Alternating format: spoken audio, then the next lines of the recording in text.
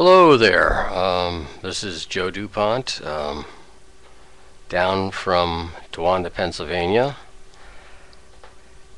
and I've been watching the news and listening to excerpts of Secretary of State Hillary Clinton laughing while she was discussing the very serious hijacking, kidnapping of the captain of one of the ships which is bringing aid to some starving people. Apparently it's some sort of American registry ship, but it really shouldn't matter whose ship it was. The fact of the matter is that we cannot tolerate pirates, terrorists, people who are trying to disrupt the economy, the world, civilization. I realize that we have our own terrorists in the United States, and that I understand in Washington, D.C. and Detroit it's more dangerous there than it is in Baghdad.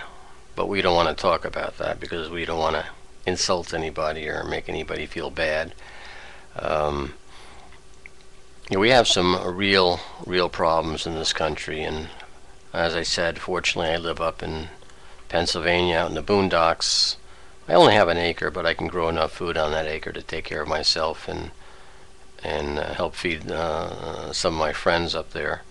And anybody with any land who doesn't have a garden because they think it's too much work or whatever, they will probably have a different attitude when they are eating the bark off of a tree.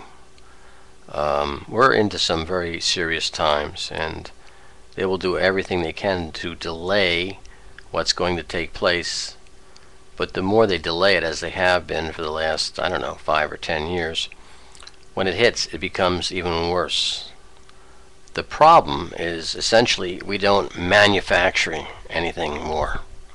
And when they're giving loans to businesses that don't produce anything, the retail businesses, service businesses, what are they doing? They're just allowing them to keep in business longer before they ultimately go out of business. We need manufacturing, we need farming, we need mining. These are the three key things which fund, or fuel I should say, any real economy.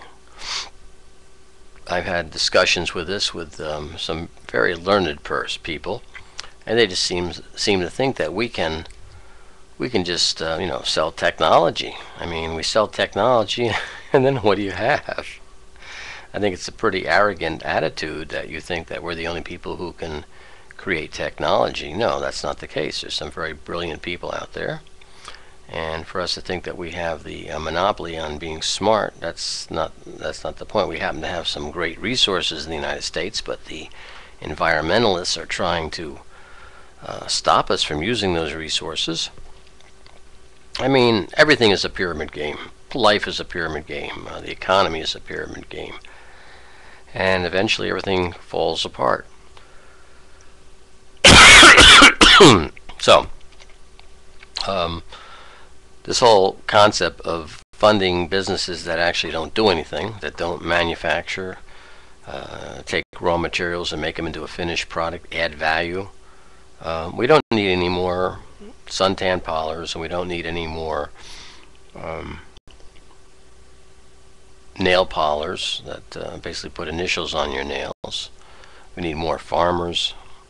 We need more manufacturers. We need more miners so we can get minerals that can convert, or ores that can be made into things. Somehow it's only the United States that supposedly pollutes. You never hear all these environmentalists protesting China polluting. No, they're probably the ones who are funding this whole environmental movement. They seem to be immune. They seem to be be made out of Teflon, in that when we pollute, the United States pollutes, we are polluting the world. When China pollutes, it's not a big issue. And they have coal fires that are going on. That one coal field they have burning up underneath the earth is producing more pollution than all our cars in the United States. And that's not a big deal. So you have to understand that your senators, or most of them, most of your congressmen, have been bought and paid for.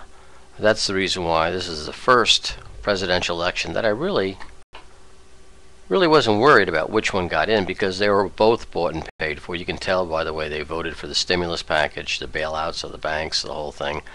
No, I voted for Ralph Nader. I would have loved to vote for Ron Paul, but he wasn't on the ballot. And Ralph Nader is, I think, a noble enough person that he deserved my vote. I'd rather give it to him than either McCain or Obama, because, like I said, they're part of the problem. And this whole thing of, in fact, is very interesting. I was watching a series on Jonestown the other day, and I was listening to the last moments of Jonestown as Jim Jones was telling everybody to take the medication, don't delay, hurry up, quickly, quickly, please. You have to listen to it. You have to go on YouTube and listen to Jonestown.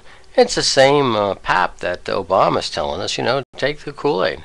Take the Kool-Aid. And anybody who doesn't want to take the Kool-Aid is considered a obstructionist. I tell you what, if anybody comes to my house and knocks on my door and tells me I should be supporting the program, I'm going to escort them off my property. This reminds me of Nazi Hitler, Nazi Germany, I should say. So we have some real things going on, and it's a conspiracy that is very big. Very big. That's all I know. It's so big. Things are so out of control. There's no way we can actually salvage this country. I think we're going down, and they're going to have a few rich and powerful people who will control everybody on the earth, us included. And the poor kids today, I really feel sorry for them, because they really don't have a future. And I mean, they think they do. And unfortunately, I think that in the past, it took people from the time when they became old and they're thrown around to different old age homes, and they wonder what the hell happened. Well, I think that our kids are going to wonder what the hell happened when they're in their mid-20s and early 30s. They're going to say, what happened? What happened? People of my age, I'm 60, I guess, we know what it was like. We know what it was like to live in the United States and our freedoms and what we assumed were our freedoms. You don't have freedoms today, and it's going bye-bye. So other than that, Mrs. Lincoln, how was the play?